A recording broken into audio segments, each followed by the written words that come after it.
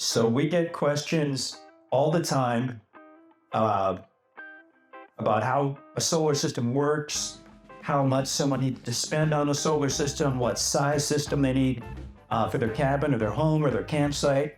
And although we don't sell systems, so we're not trying to sell you anything with this video, we have had a lot of experience doing what we do and working with different types of solar systems, different property owners. So we wanted to do a quick video that should answer quite a few questions that people have. So let's take a look at this. We've got our awesome custom drawing here, which is super nice. So the basics of a solar system, why don't we start with the solar panel. You've got your panel. So when the sun's out, or even on cloudy days with some panels, it's feeding into your charge controller. Your charge controller is regulating what goes into your battery. Your battery is then powering your inverter, and it's your inverter that's powering your appliances, your power distribution. So this is all hooked up actually. If we put that on, oh, there we go. Had those unscrewed. So this is a 750 watt power inverter. These are the old school light bulbs. These are 50 watt bulbs, a couple 75 watt bulbs. So this is 400 or 150. This is about 550 watts of power right here that's running off of our solar system. Let's split that off.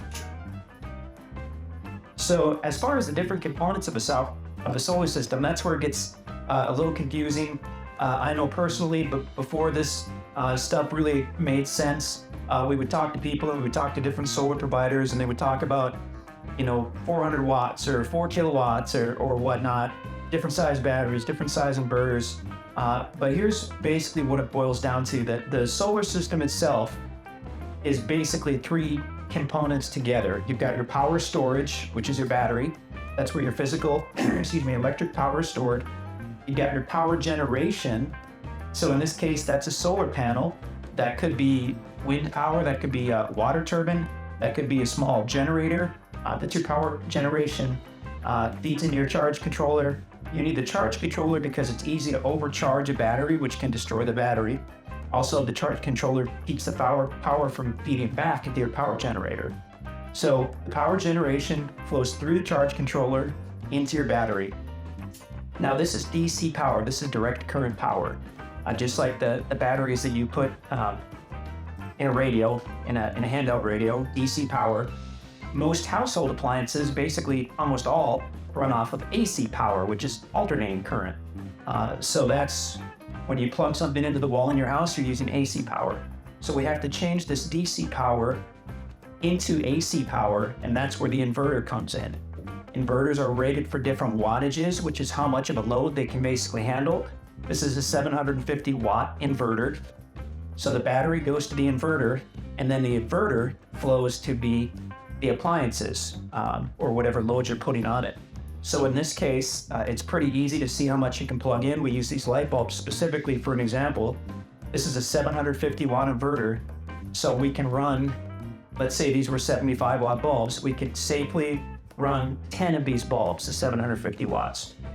If you knew you were going to run 750 watts constantly, you would want to go with a bigger inverter than that. But in general, a 750 watt inverter can run that load. You can go a little higher, and that's not safe, and this will start to beep, and eventually you'll blow a fuse in there. So those are the different components of the system. Where you can get into the confusing part are the types of panels, charge controllers, batteries, and inverters. So for a simple system like this whole setup was about $300, maybe a little bit less. And this is a pretty good system.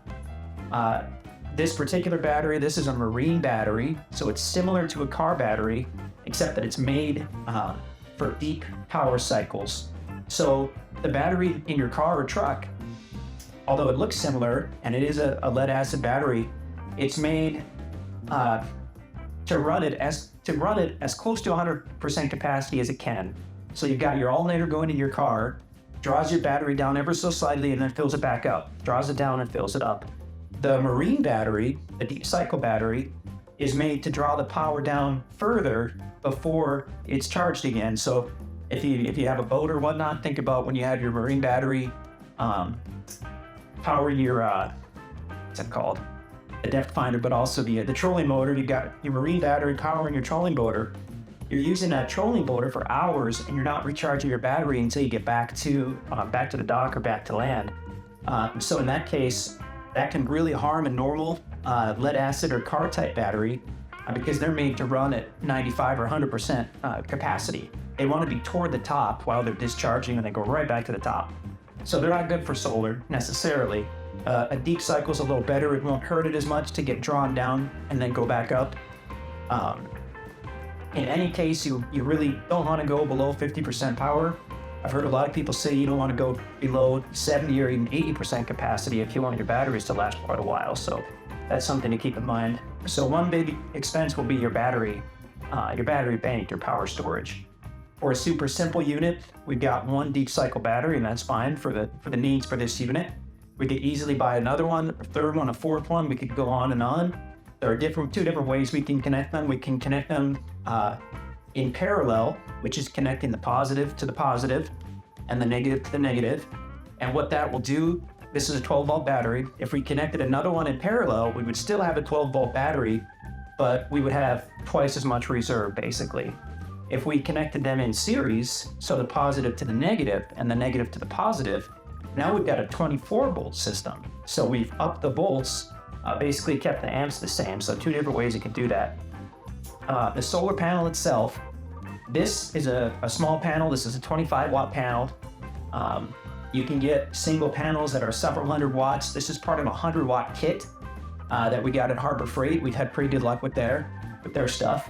So your solar panels, you can go as high as you want on those. You can go up into the kilowatts, which is thousands of watts. But the limiting factor is it's got to flow through your charge controller. So this particular charge controller, it came with this kit that had 4 panels. These are 25-watt panels. It's a 100-watt kit. This is a 100-watt charge controller. So the most that we want to put into this charge controller is 100 watts. If we wanted to upgrade that, let's see here. It's pretty inexpensive to purchase a bigger charge controller. Here's a 500-watt controller. This actual kit, let me see if we have that box here. It's a great starter kit, by the way. This is from Harbor Freight. It's a 100-watt kit, which is 4 25-watt panels, the charge controller, a couple of DC lights. You can actually run those DC lights without an inverter. And this is expandable up to, I believe, 400, well, it depends. But here we'll pick this up as well at Harbor Freight. So there's a 400-watt universal connector. So what you can do is say we had 3 other kits, we could connect them all to this universal connector. We couldn't run them into this charge controller because that's a 100-watt controller. Then we could replace that with this 500-watt controller, and now we've got a 400-watt solar kit. So the way you've upped your input is with your solar panels. The way you up your storage is with your battery or batteries, and the way you up your output is with your inverter. So this is a 750-watt inverter. That's pretty small. That's something for a hunting camp or for a cabin or for a boat or an RV. You can go much smaller depending on your needs. We've got a 400-watt that we use on different applications. You can go down to, we've seen 25-watt inverters that are made, to use in your car. Or you can go up quite a bit. Here's a really simple, basic, that's a 2,000-watt inverter, 4,000-watt peak, but 2,000-watt continuous. So if we were to say, hook this up in place of that, and we were running 100-watt light bulbs, we could run 20 100-watt light bulbs using this inverter. Now people ask me, do you need a large power storage bank in order to run a higher wattage inverter? And really you don't. To some extent, it's true that you don't want to run a 12,000 watt inverter off a single battery. Really, it's not too efficient. But for the most part, we could have a 100-watt inverter here, all the way up to that 2,000 watt running off this single battery. You'll obviously have less runtime off the battery, and that's when you get to the point that you might want to think about upping your solar panels, because most of it depends on your usage. So what you want to do is think about your standard usage in a day, and then you'll know what your charge capacity is. So on a basic system like this, with a 750 watt inverter and one deep cycle battery, like I said, it's under $300. This is something that we would personally put in a small campsite or a day cabin, which is a cabin that's really not designed for several days worth of usage. It's more come in and hang out and do your thing, and then maybe spend a night or two. It's not a permanent residence necessarily, so this would be a good system for that. If we wanted to expand to maybe a small permanent cabin, we would probably have 3 or 4 batteries at a minimum. We would certainly have more than 100 watts of incoming solar, but you have to keep in mind, unless you're in an area with 8 or 10 hours a day of direct sunlight, your solar may or may not be your only source to charge that battery. You might need something additional. So wind power, let me grab this really quickly here. We highly recommend that you pick up a little generator. This, I believe, is a Harbor Freight one. This was under $200. So you've got your standard solar kit, but unless your power usage is very low, or unless you have a ton of solar panels, you're gonna have trouble keeping up with that battery if you have a lot of power distribution over here. So in that case, all you have to do is fire up this generator. You'll have a battery charger, and you'll literally charge up your main battery bank for a couple hours, and you'll be good to go again. So there is no one-size-fits-all kit, obviously, and there are applications where you do need a $5,000 or $10,000 solar kit. This particular unit, it's good as it is for small uses, especially if you have yourself a little generator. So less than a couple $100 for this generator, less than $300 for this package. So you've got a usable off-grid kit for under $500. If the solar panels are keeping you up to speed, then that's great. If not, you can fire up your generator. Those things run, I don't think it says on this, but they run for hours and hours off just a little bit of fuel. You can charge up your battery that way. This 750 watt inverter, I think this particular inverter was about $40. I'm not sure about that. But obviously on an off-grid situation, you're not gonna be running incandescent light bulbs. That would just be silly. You'd be running LED light bulbs more than likely. So 750 watts is quite a bit of power if you're talking about camping or for a small off-grid application, or a small cabin or whatnot. So again, in that case, you'd be good with this particular setup right here. But the other nice thing about this is, say you have this setup, so easy to expand upon it by adding another battery. It does not have to be an identical battery. You certainly do need probably another 12 volt or whatnot, something similar. You can upgrade your inverter. You can upgrade your number of solar cells, at which point you would upgrade your charge controller. We won't go into the different types of batteries and necessarily the different types of cells and whatnot on this, because that is a little more in depth, and we're trying to keep this super simple. So yeah, here's a good setup. Less than $300 at Walmart and Harbor Freight. $500 if you add the generator, which you definitely do want to have if you're going to ever rely on this this off-grid system.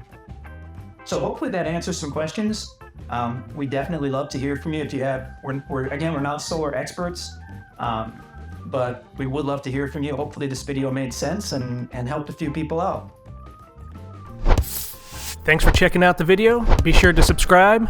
Keep watching all of our other videos. Check us out on social media along with YouTube. We have Facebook and Instagram. And be sure to check us out at outcastland.com.